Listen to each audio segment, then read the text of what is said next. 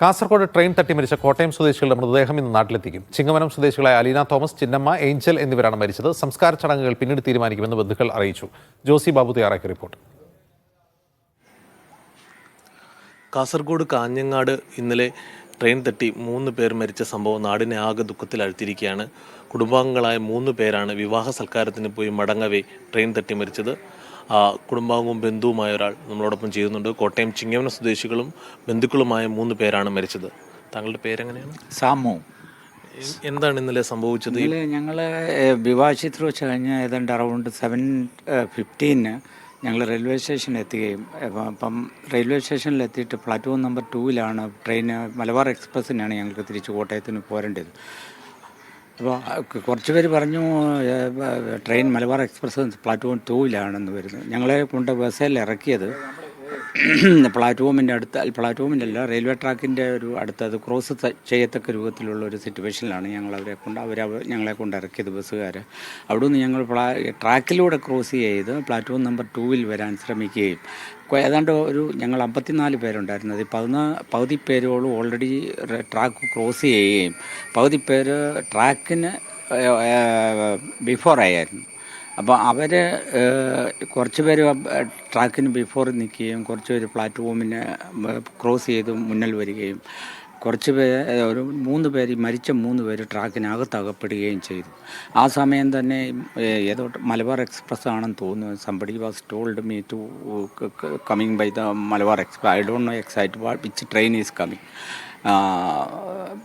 അവിടെ പെട്ടെന്ന് ആകസ്മികമായി അവർ 3 പേര് പാളത്തിലകപ്പെടുകയും അവർ ഈ ലോകത്തോട് യാത്ര പറയുകയും ചെയ്തു. അപ്പോൾ പെട്ടെന്ന് ഞങ്ങൾ പരിഭ്രാന്തരായിട്ട് ഞങ്ങൾക്കാർക്കും ആരാ മരിച്ചത്, എത്ര പേര് മരിച്ചു എന്നുള്ളൊരു നിഗമനം ഞങ്ങൾക്കുണ്ടായില്ല. പിന്നെ പെട്ടെന്ന് തന്നെ ഞങ്ങൾ റെയിൽവേ പോലീസിനെ ഇൻഫോം ചെയ്തു. അപ്പോഴത്തേക്ക് അവർ വന്നപ്പോഴത്തേക്ക്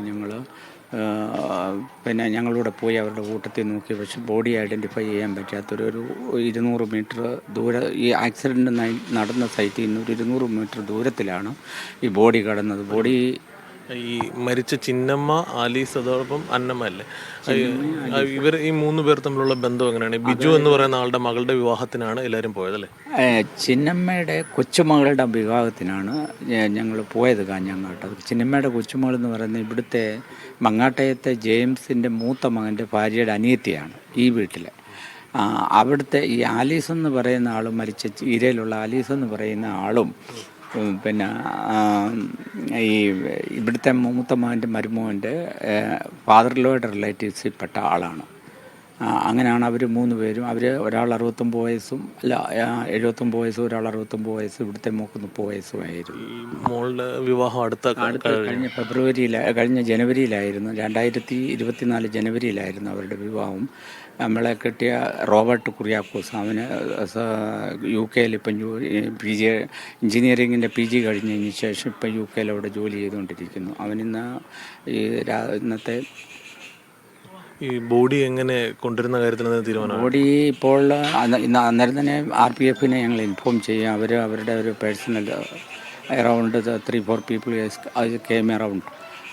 അവരെന്നിട്ട് അതിനുള്ള ബോഡി അവിടെ നിന്ന് നീക്കം ചെയ്യുവാനുള്ള അറേഞ്ച്മെൻറ്റും പിന്നെ പ്രാഥമികമായിട്ട് ഞങ്ങളോട് കുറച്ച് വിവരങ്ങൾ ചോദിച്ചറിയുകയും അതിനുശേഷം അവർ ബോഡി അവിടുന്ന് കാഞ്ഞങ്ങാട് ഗവൺമെൻറ് ഹോസ്പിറ്റലിൽ കൊണ്ടുപോയി അവിടുന്ന് കുറച്ച് ഇൻക്വസ്റ്റും കുറച്ച് റിപ്പോർട്ട് കളക്ഷൻ FIR-ന് വേണ്ടിയുള്ള ഇൻഫർമേഷൻ ഞങ്ങളുടെ നിന്ന് കളക്ട് ചെയ്യുകയും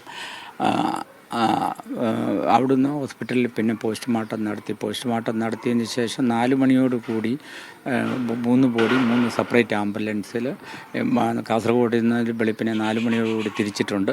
അത് ഇന്ന് ഏതാണ്ട് around 4 to 5 we are expecting to reach at Kottayam. We are planning to put the body on the mortuary at Caritas Hospital. എന്തായാലും ഒരു തിരുവോണ ദിവസം ഒട്ടേറെ സന്തോഷങ്ങൾ നിറയേണ്ട 3 കുടുംബങ്ങളിൽ ഈ വലിയ ദുഃഖം നിറയ്ക്കുകയാണ് ഈ 3 പേരുടെ വിയോഗം. കുടുംബാംഗങ്ങളായ 3 പേരുടെ വിയോഗത്തിൽ പൂർണ്ണമായും വലിയ മാനസികമായി തകർന്ന അവസ്ഥയിലാണ് കുടുംബാംഗങ്ങൾ എല്ലാവരും. കോട്ടയത്തു നിന്നും ജോസി ബാബു, മീഡിയ 1.